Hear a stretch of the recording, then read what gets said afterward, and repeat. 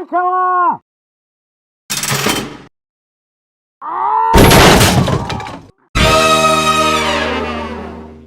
What's up, everybody out there in YouTube land? Wrath2501 here. Alright guys, so time for the Warhammer part of Double Feature Friday. This is top 5 most insane orcs in Warhammer 40k lore. Alright, this is by Major Kill, and I do like the orc lore. The orcs are just hilarious. So let's see what he's got for us here. And go. Now we'll go over the lore of the 5 best orcs in 40k lore that are relatively unknown or don't have a tabletop model, hopefully showing off that the orcs have more than just Gazkal swinging for them. Now let's get into it. Okay. There's no point beating around the bush with this one. The first orc out of the 5 today is probably pretty recognisable. Tuska, Demon Killer, the war boss that decided to yeet his wire into the realms of chaos because he thought fighting demons was fun. Now generally yeeting into hell is a very bad idea and almost always results in instant insanity, demonic possession and all round bad times. Doesn't work but on orcs orcs. didn't get the memo. Their brains aren't too worried about petty stupid things like going mad. So Tuska and his army were able to tear through and sack multiple demon worlds, getting Khorne's direct attention in the process. But I'm getting ahead of myself. Tuska started off as any other war boss, in command of a ship with an okay army looking for a good scrap. He was somewhat famous amongst orcs, known for his obsession with fighting enemies that were bigger and scarier than he, which you know isn't exactly a unique orc trait, but you'll see what I mean. During warp transit, a big-ass demon got aboard Tuska's ship and started tearing through his boys. It's not clear what kind of demon it was, but it was pretty gnarly. Tuska, with a massive stick for battle, charged the demon and the two punched on, with Tuska Mortal Kombating that bitch with his power claw, killing the demon and claiming its horns as his trophy. See, this was a bit unusual, as most demon bodies would vanish after being slain. I thought they poof. However, Tuska was able to keep an aspect of their body to have as a trophy, likely using his wah energy to prevent them from being properly banished. Hence, Tuska is one of the few people in the galaxy that can actually mount demon skulls on his trophy rack. With such a good fight, Tuska had a epiphany. Killing demons was a fucking vibe. So using a shitload of weird boys, his orc psychers, Tuska was able to bypass the Cadian Gate and Leroy Jenkins into the Eye of Terror. The Imperium was surprised but didn't see much point in trying to stop 2 of their enemies from fighting. So Tuska didn't have too much drama getting into the Eye. In the Eye, he burnt Nurglite Swamp Worlds, Shattered Titsanichian Crystal Worlds, and cocked Block Slaneshi Slut Worlds. It was only when Tuska arrived at a Khornite world did he meet his match. Against him was a large Khornite army led by the Blood Prince, an exalted demon prince of Khorne. Now Tuska was a G. He was tough, strong, and had put in a good shift. But despite his determination, the Blood Prince was too good. As Tuska lay dying, his remaining weird boys were able to distract the Blood Prince, allowing Tuska to literally slice off the Blood Prince's cock and balls with his power claw. Wait, a final solid gag before Tuska expired. Khorne was like, holy shit, that was fucking awesome, and decided to revive Tuska and his armies to fight the Khornite demons again. Day after day, Tuska and his boys were overjoyed to fight and die. It wasn't like some Dormammu time loop bullshit. Tuska remained his memory of each death, yet he didn't care. After countless reincarnations, Khorne was so impressed that they still had the will to fight that he teleported them from the demon world straight into his realm, so that they may do battle every single day in front of his brass citadel. It's rare to get that level of respect from Khorne, especially from an orc that still praises Gork and Mork. Now you know why I made the Orc Demon Killer. What makes an orc orky?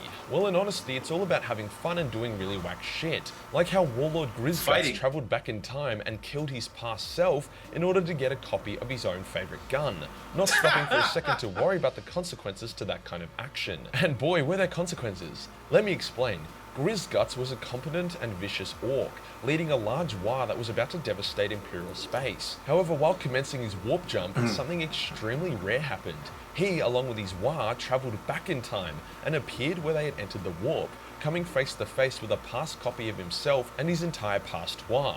So now there were 2 Grizzguts and 2 wars. This is extremely rare. Seeing the past and future is pretty common in 40k, but actually travelling between the two is not. Usually it takes literal god power to do it, but Grizzguts managed it by mistake. Seeing that his past self had his favourite shooter, and that all orcs love as much Dakar as possible, Grizzguts killed his past self, taking the second copy of his gun as well as doubling his war's size. However, the orcs within the war were so rattled by what had just happened, and weren't too comfortable hanging out with themselves. It got to a point that the war erupted into civil war, destroying itself in the process and saving countless lives that would have been devastated by the double war.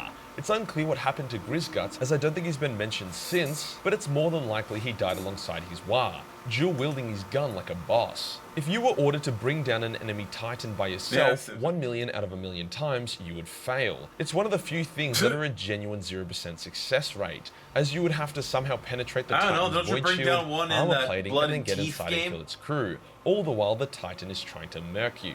Good luck, mate. However, for Uthbuck, this was to be his moment of glory.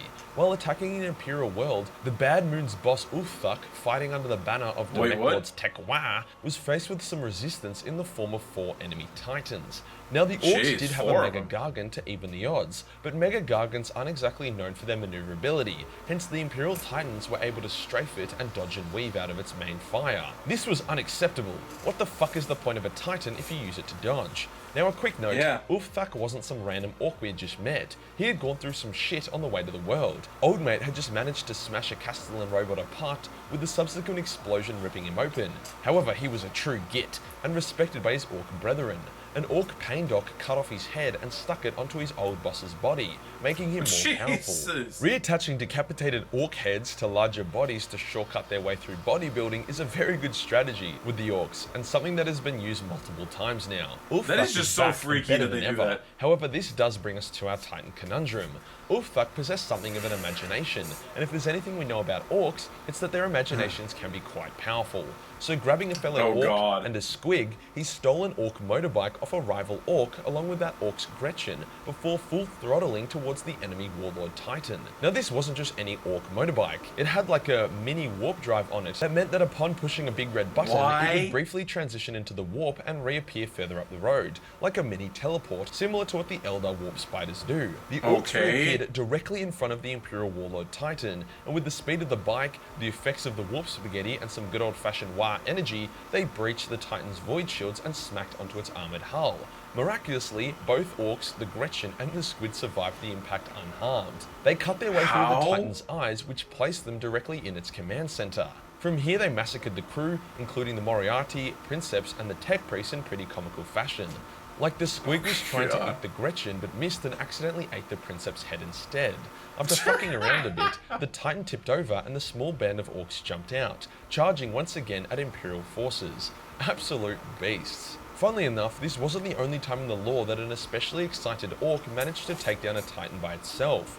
Weslaka Gutsmech also managed it. Weslaka is a legend amongst orcs, the greatest orc bike boy to ever live, as he drives around his obscenely modified war bike that has the stopping power of a tank. Although he was already a legend enough to form his own War made entirely of bike boys and speed freaks, his name would be immortalized on the world of Skalex 6. His army was getting shredded by a Warlord Titan with their low caliber bullets. Wouldn't he be a good match for Jagatai So Weslaka was like Leroy Jenkins and drove his bike full speed at the Titan's head. Now his bike didn't have a warp drive, so he hit that void shield like a motherfucker head on, somehow managing to penetrate it and the armor beneath, setting himself ablaze as he quickly massacred any crew who had survived the initial impact. Now void shields can withstand shit like volcano cannons, so how did an orc bike break through it and the armor beneath it? Unclear, but when it comes to orcs, the how isn't very relevant. The final orc worth talking about is none other than the Beast. This is a very, very random part of 40k lore, where the orcs somehow emerged as the galaxy's greatest threat and literally had the Imperium at its mercy, all because of some hectic prime orc, a demi-croc called the Beast, which popped out of nowhere and was so powerful that his War energy was able to ascend the entire orc population multiple tiers up the intelligence tree. They started farming, using diplomacy, and had literal fucking teleporting attack moons. The entire Imperial Fist chapter was killed during the War of the Beast, and even Vulcan, the strongest Primarch, wasn't able to cleanly slay the Beast, instead having to tackle it into a vat of pure War energy, which annihilated both of them. It's often theorized that the reason why the Emperor was so desperate to rush the Great Crusade was because he wanted to be ready to take on the Beast. After all, the Imperium only ended up beating the Beasts, and I mean beasts, because there was actually like 12 of them, because of some wacky reverse war bullshit. In a straight up war, the Imperium had zero chance and would have struggled even with a united Imperium with its legions and Primarchs intact. Overall, a very bizarre time. However, the Beast was no joke, and I find it pretty funny how most people don't seem to know of or speak about the most powerful orc to ever live in the past 60 million years. Orcs deserve more love, and this comes from a guy that is never going to paint an orc army in my life. The one on my shelf behind me was bought off a mate. Okay. What about the Emperor? That's like a fan fiction, but still, I like that little bit of fan fiction about the orcs. Anyway, yeah, it's good to look it up. Anyway, so there you go. I like the orc lore. I do like hearing some more about it, like how they just do this random shit. They pull it out of your ass or something. They're like a Saturday morning cartoon character in the middle of something serious, in the middle of like Judge Dredd or some shit. Anyway, hope you guys enjoyed that. Like this video, subscribe. Definitely click on the link to the original. Like and subscribe over at Major Kill's channel. Help his channel grow a bit, guys. And I will see you next time. Tune in every day for new content. Bye-bye.